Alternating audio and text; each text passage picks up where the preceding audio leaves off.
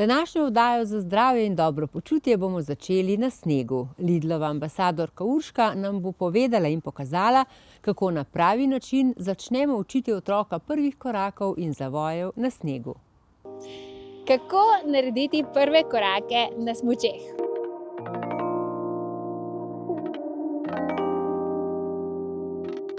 Naj bo smučanje del uživancije. Naj ne bo to družinski projekt, ampak bo del nekega vsakdana, nekih luštnih počitnic.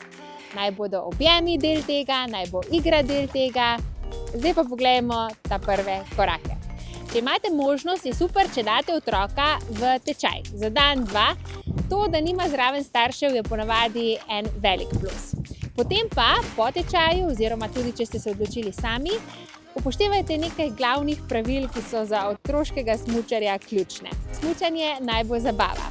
Za začetek je dovolj že 1 ura, 90 minut. Pomembno je, da mu je udobno.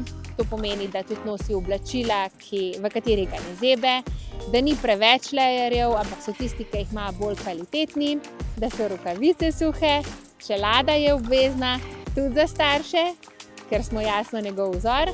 In pa pomembno je, da takrat, ko mu je še vedno ok, zaključimo in rečemo, da bomo nadaljevali naslednji dan.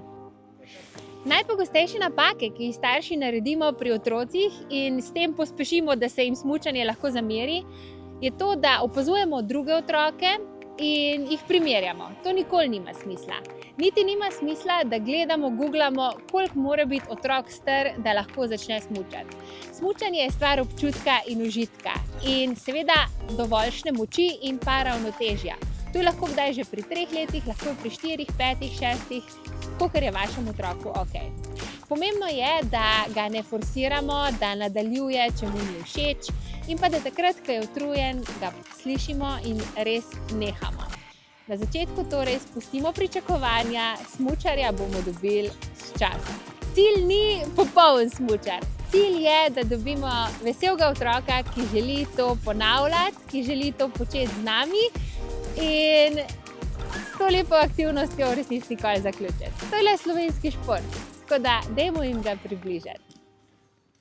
Še več nasvetov pa najdete na YouTube kanalu Lidl Slovenija Lidlova Vitalnica.